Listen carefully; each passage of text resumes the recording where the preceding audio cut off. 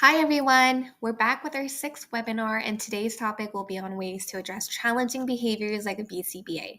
At the end of this webinar, you'll hopefully walk away with an entirely new perspective on challenging behaviors and how we can approach them. We have a lot of information to share, so I've created some attachments that you can take and use as a refresher whenever you need them. This webinar today is being presented by our Village program. We're a management consulting firm and we're dedicated to special education and helping students and families reach their goals. Our team consists of professionals, including speech pathologists, BCBA, nurses, program specialists, and much more. And we all work together to provide the tailored support that families need, from one-to-one consultations to IEP support at school. So if this is something that you're interested in, please stay with us until the end of this webinar while I briefly introduce our programs a bit more. To introduce myself, my name is Stephanie Lee and I'm a BCBA. I've been working in the field primarily with children and teens with autism and ADHD under the practice of applied behavior analysis, or ABA, so today's contents will most definitely be related to its practice. And with that being said, let's begin our topic today. So today will be kind of like a crash course on ways BCBAs approach challenging behaviors. And to break that down, we'll be going over the 4 functions of behaviors, the essential ABCs of ABA, proactive strategies, and reactive strategies. And if you're a teacher, parent, or caregiver who has had experience working with children using ABA, these terms may sound very familiar. But if not, please don't panic because we'll go over each term in detail. So before we begin, in case you wonder what BCBAs are and what we do, BCBA stands for Board Certified Behavior Analysts, and we work with caregivers, family members, teachers, service providers, basically anyone who plays an important role in the client's life to produce positive changes and outcomes. We also assess behavioral challenges and we design tailored interventions according to data and research. So when we get a referral from a teacher or a parent about any behavioral concerns, such as tantrums, self-injurious behaviors, aggression, elopement, whichever it may be, we conduct any interviews, observations, and some data tracking to get as much information about the behavior as possible. And once we have enough information, that's when we can create an intervention, which is just a plan that we put in place in hopes to reduce those challenging behaviors while also teaching replaceable ones. So as you can tell, being the behavior analyst that we are, we literally analyze behaviors to create these interventions that help achieve goals and outcomes. So functions of behaviors. Since we now know the roles of a BCBA in a nutshell, let's take a dive at some of the factors that we take into consideration. And when we say function, we simply mean the purpose or why that behavior occurs. And we can broadly categorize behaviors into 4 different functions. First, we have escape or avoidance.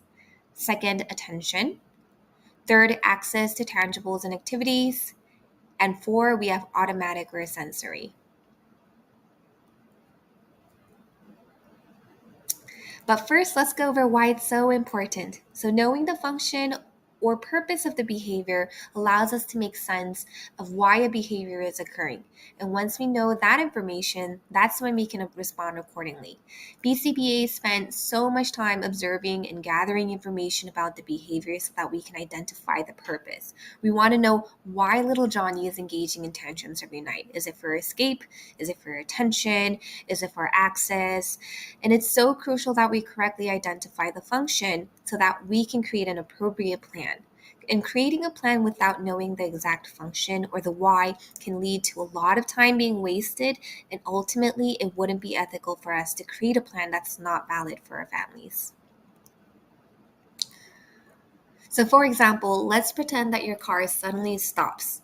Our technology today is so great that our dashboard will usually let us know what's going on, but let's pretend we don't have those. We need to figure out why the car suddenly stopped to make the right repair. For example, if the car is having issues with the engine and you're working hard to change its tires, we're probably not making any progress at all with the repair. The same thing goes for us. Now that we know what we mean by the functions of behaviors and why it's so important, let's discuss the 4 functions in detail. So behaviors maintained by escape or avoidance are those that occur simply to escape or avoid a task or activity. So for example, as soon as Mrs. Doe got the water ready for bath time and shouted, "Time to take a bath," Jane cried and hid in her room. And if we see that this happens every single bath time, we can confidently agree that Jane's crying and hiding is probably to escape bath time. Next, we have behaviors maintained by attention, and those are the behaviors that occur to gain attention. And keep in mind that this attention may even be for negative attention. So, verbal reprimands, frowning, those are all any types of attention. An example for this is whenever Mr. Doe is on the phone, when he has no attention available for John, John begins to cry and pull on his dance clothing. Next, we have behaviors maintained by access, and those are behaviors that are maintained to gain access to specific items or activities. This is when our kiddos ask for more chocolate, and when we say no, that's when we see tantrums and yelling. And we see this most often in toy stores or grocery stores. When we say no to a certain toy or a new snack, we see some kids whining or engaging in tantrums. Lastly, we have automatic or sensory, such as waving, rocking, hand flapping, or tiptoeing to avoid or receive sensory stimulation. So, for example, when there are bright lights and loud noises, Jane covers her ears and closes her eyes. So now that we talked about the functions, let's talk about the ABCs. And to determine the functions of behaviors, BCBAs heavily rely on data and observations. One of the ways that we can collect data during observations is to use this method called ABC data collection. And A stands for antecedent, so events that happen before the behavior. B, behavior, how the behavior looks like. C, consequence, events that happen after the behavior. It's super simple. There's a few things that we do take into consideration when we collect this type of data, but as you can see, this is super easy to do, and it's very easy to train caregivers or teachers so that they can relay over any information about the behavior when it occurs when the BCBAs are not present. So why is this so important? ABC data gives us a detailed narrative description of the behavior. It helps identify triggers and potential effective proactive strategies, which we will discuss in a few slides. It helps us understand the function or why a behavior occurs. Helps identify potential effective reactive strategies, which we will discuss in a few slides as well. And lastly, it's tremendously useful when creating our tailored plans, or we call them behavior intervention plans, or BIP, or behavior support plans, BSP, to replace challenging behaviors. So this information is like the backbone when creating an effective and successful plan. So proactive strategies, and they're also known as antecedent-based strategies. Proactive strategies are also known as antecedent-based strategies, and they're strategies that may reduce the likelihood of challenging behaviors from occurring. They involve modifying the environment or manipulating events and routines. So these proactive strategies that we implement even before the behavior occurs, and reactive strategies that we implement after the behavior occurs, are both very, very important. But personally, I stress a lot more importance on these proactive strategies because with the right and consistent implementation of these strategies, we might be able to avoid these behaviors to some extent. So in some cases, proactive strategies itself are sufficient to reduce those behaviors.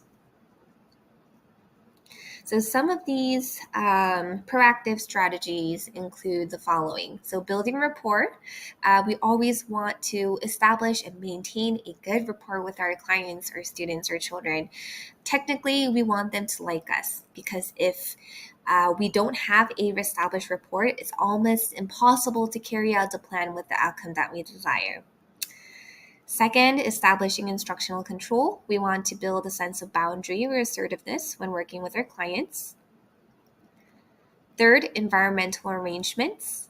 Environmental arrangements are simply arrangements or modifications that occur in the environment. So, for example, reducing distractions or noise level in the environment, closing doors, closing windows, seat arrangements, replacing household furniture, for example, to reduce climbing, putting childproof locks, and so much more.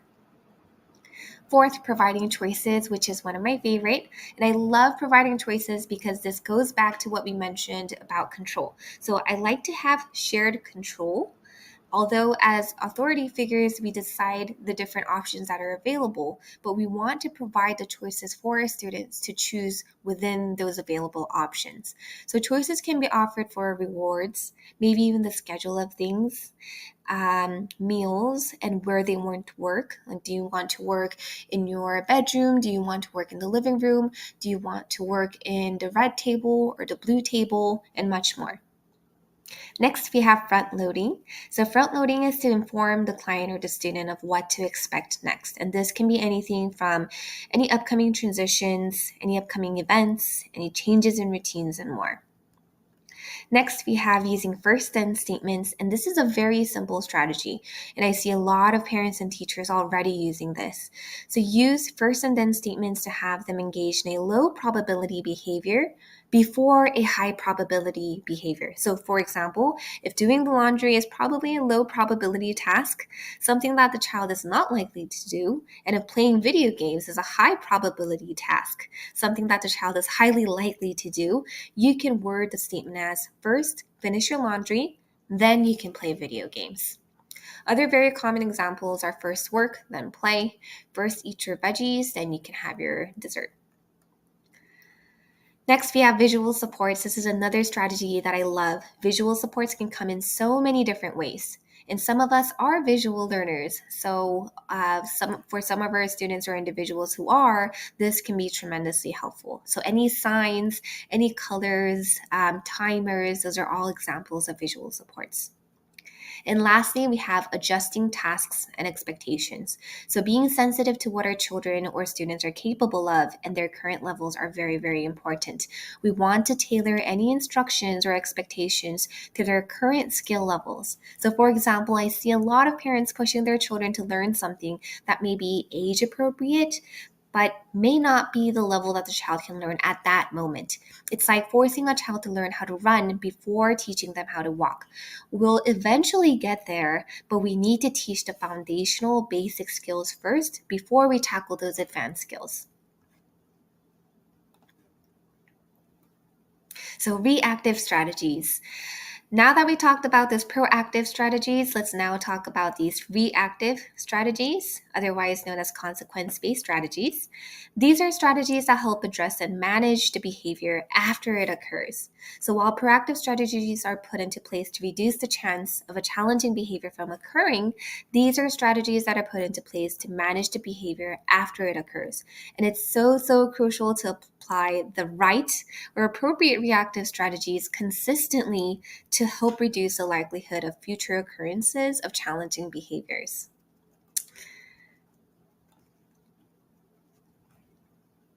So before we talk about some examples of these reactive strategies, let's first talk about what not to do.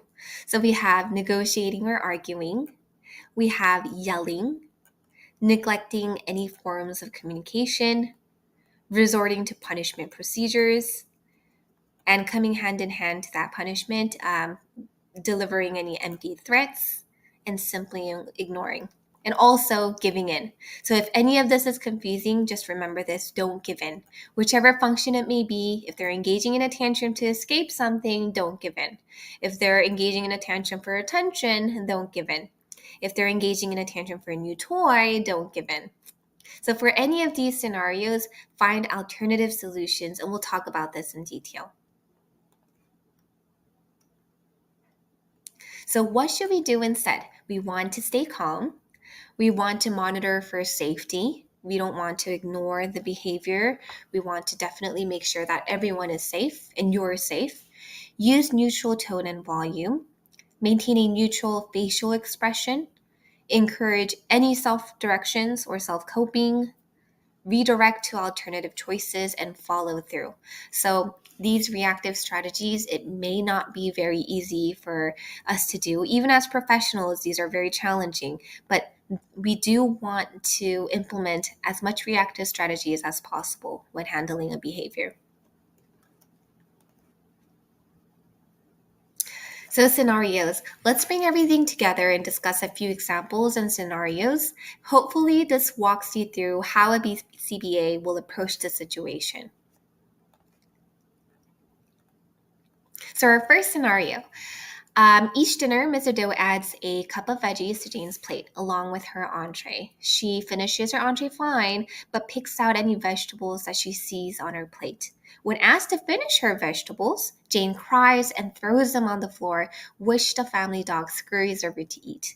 And to break this down, we have A, the antecedent. Mr. Doe adds veggies to Jane's dinner plate and asks her to finish them. B, the behavior. Jane is crying and she throws them on the floor. C, consequence, the family dog eats the vegetables instead.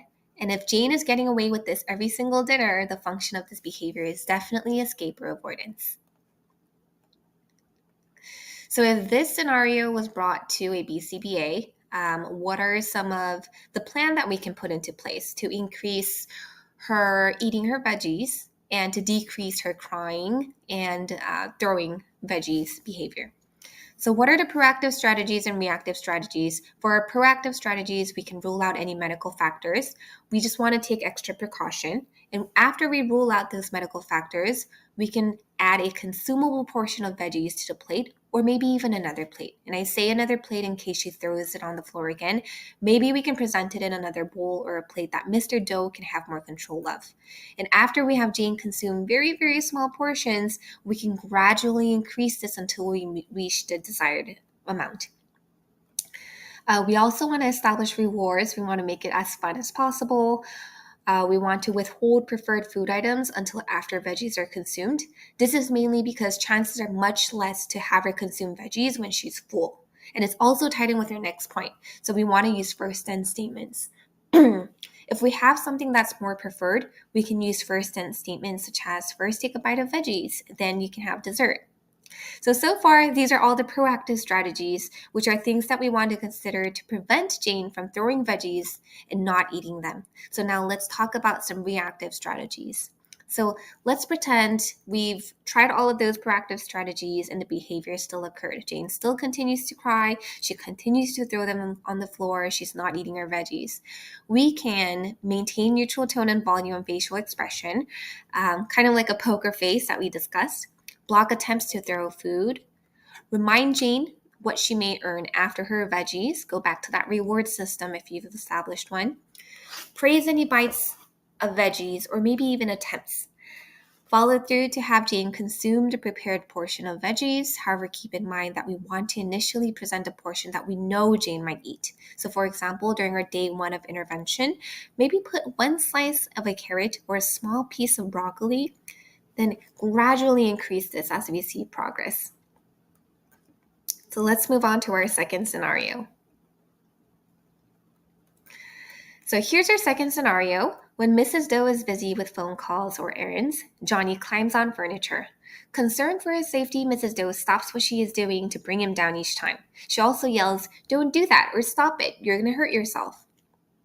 As soon as Mrs. Doe returns to her errands again, Johnny attempts to climb again. And now to break this down into ABC format, we have A, Mrs. Doe is busy, attention is removed. B, Johnny climbs on furniture. And C, Mrs. Doe comes running to Johnny to bring him down and verbally reprimands him. So attention is being delivered. So the plan that I would provide in this scenario is for proactive strategies, environmental arrangement. So that's the first thing that I would do. A quick rearrangement of furniture to reduce that climbing. I would also suggest spending quality time with Johnny before starting those errands. So anytime that she knows she will be busy, or anytime she starts her errands, or she knows she's expecting a phone call, I would probably spend a bit of quality time with Johnny so that he's not, prone to climbing and trying to get all of her attention. Next, I would inform Johnny when mom will be available again. Maybe she can set up a timer, remind Johnny of appropriate ways to gain attention. So this might not be exactly at that moment, but maybe throughout the day, she can continue to teach Johnny appropriate ways to gain attention, such as tapping, calling mom. So necessarily he doesn't have to climb furniture to gain mom's attention. Setting up timers that kind of goes back to the previous point to indicate how long he should wait or when Mrs. Doe will be back. And most importantly, provide choices of preferred activities and toys to work on while mom is busy. So lay out a few choices, his highly preferred or moderately preferred items around so that he can engage with those activities while mom is busy. Some additional skills that I would be teaching alongside this plan would be to teach waiting for mom's attention or whatever it is, gaining attention appropriately, like we discussed, and independent leisure skills. So for reactive strategies, right, let's say we're continuing all of those proactive strategies and we still see those climbing. So what do we do then? Maintain neutral tone and volume and facial expression. Block attempts to climb or bring Johnny down. Make sure that he's safe. Redirect Johnny to a safe location. If you know he's going to jump off the sofa and tables in the living room, maybe bring him to another location where it's safer. And teach appropriate ways to gain attention. So continue that teaching. Praise any appropriate responses to gain attention. My recommendation to this would be, if possible, when Johnny does use any appropriate ways to gain her attention, other than climbing, I would suggest dropping everything that she's doing and shower him with attention. We want to teach him the right way of gaining attention. And last but not least, of course, praise waiting without climbing on furniture. So for example, if mom used all of these practice strategies, asked him to wait 3 to 5 minutes, and Johnny did wait 3 to 5 minutes without climbing, he was playing with his leisure activities appropriately. Maybe in the middle, he may have gained mom's attention by calling her name. Any of that, I would provide a lot of praise. So our third scenario, every Friday, the Doe family goes to Target to shop. During each visit, Johnny asks Mr. and Mrs. Doe for a new toy. Whenever parents say no, Johnny engages in a full-blown tantrum. To prevent his tantrums from continuing, parents usually give in to his request and buys him a new toy. And I know this happens quite often with our families, even with our typically developing children. So to break this down, A, Mr. and Mrs. Doe says no to Johnny's request for a toy. B, Johnny engages in a tantrum. C, Mr. and Mrs. Doe buys him a new toy. So for this scenario, the plan that I would suggest is for proactive strategies, I would recommend rotating toys that are already present at home. So instead of placing everything out, place half of your toys in a container and keep it out of reach. Every other month or season, switch them out and rotate them. And this way, your children play with them longer and don't get sick of them. So they're novel to them whenever you present it to them. Next, set clear expectations for Johnny to earn a new toy at the store. So for example, create a token system or a reward system at home. This way, you're not giving in to their tantrums when purchasing a new toy. You're actually rewarding Johnny with a new toy when he earns them. Next, maybe bringing 2 to 3 alternative toys or activities that can be used to redirect his attention. So for example, if you say, we're not purchasing a new toy today, you can give alternative options such as, but you can play with A or B. The next point I personally really like using, creating a to-buy list and reminding Johnny that only the items on the list will be purchased. This way, grocery shopping is now like a fun scavenger hunt. And lastly, only visit necessary aisles, so try to avoid the toy aisle if no toys will be purchased during the trip. So for our reactive strategies, our number 1 is to not purchase a toy. We don't want to give in. Maintain neutral tone and volume and facial expression. Remind Johnny that he has alternative options to choose from. Continue to redirect him to those other snacks or toys, whatever you have in handy to give.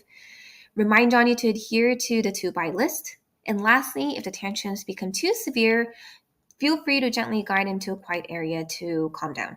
Now, I understand this is a handful, so until we can start teaching Johnny to tolerate denied access, I would work in pairs. So as a team, either bring another adult, older sibling, your husband or wife, or maybe even an ABA provider to help you. So our last scenario is as follows. When given free time, Jane likes to throw and toss items around the house. Jane looks at the items going up and down in the air and laughs. This leaves the house as a mess and often creates a safety hazard. In this scenario, I was thinking back to some of my clients who enjoy throwing, not for aggression, but solely for enjoyment. So to break this down, we have A, Jane is given free time. B, Jane throws and tosses items around the house. And C, Jane looks at the items going up and down and laughs. So for this situation, the practice strategies I would recommend would be continue to teach functional play skills. So throwing is great, but I would also teach some age-appropriate functional play skills during leisure time. And that being said, prior to giving her a free time, I present a few play options for Jane to engage in. I'd also prepare items that are appropriate for Jane to throw. So like I said, I love that she's enjoying this activity, but I don't want to stop her at all costs. I want her to enjoy what she likes to do, but I want to have her do this in a functional way. So maybe I can purchase different types of balls, balloons, or bean bags, anything that's a little bit more safe and appropriate to throw. And I'd also place items that can cause safety hazards out of reach or locked up. So any household cleaning products, plants, anything that can break, I would lock those up. Some reactive strategies that I'd use would remove the items that are being thrown and place them out of reach. And as you do that, immediately redirect them to use something more safe and functional instead, like the balls or balloons that I've mentioned. Meanwhile, continue to teach those functional play skills. And once we utilize all of these proactive strategies and reactive strategies for all of the 4 scenarios that we discussed, hopefully we can reduce those challenging behaviors while also teaching some replacement behaviors. So some additional considerations that I've listed are a behavior may serve more than one function. So it might not be just for attention, it could have dual functions or maybe even more.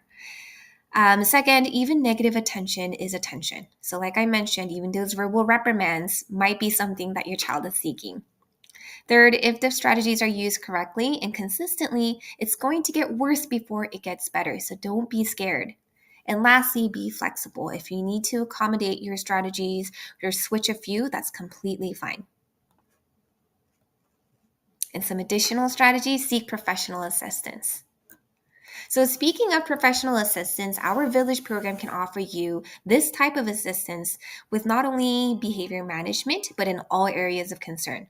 So whether it's with behaviors or teaching or even school IEP programs. And some of these exclusive benefits that we do offer are unmatched customization, expert guidance with IEPs, comprehensive IEP checklists, a private community, and resource library. We also provide on-demand support from educational specialists like myself to parents and families nationwide. So these are a few examples of the free parent resources that I will be providing along with this webinar. But in addition to that, we also have an entire resource library. So we have parent resources that include all different topics for our parents. We also have a step-by-step handout for teachers or for parents to act as teachers to teach a variety of different skills. And lastly, we have those printable activities that you can download and print and present to your children. So if you have any questions, our email and our contact information are all listed over here. If you have any direct questions for myself, my information is listed here. And thank you so much for attending our webinar today. These are our references, and that concludes our webinar. I hope you have a great rest of your day. Again, if you have any further questions or comments for us, please feel free to reach out. We'd love to hear from you. Thank you.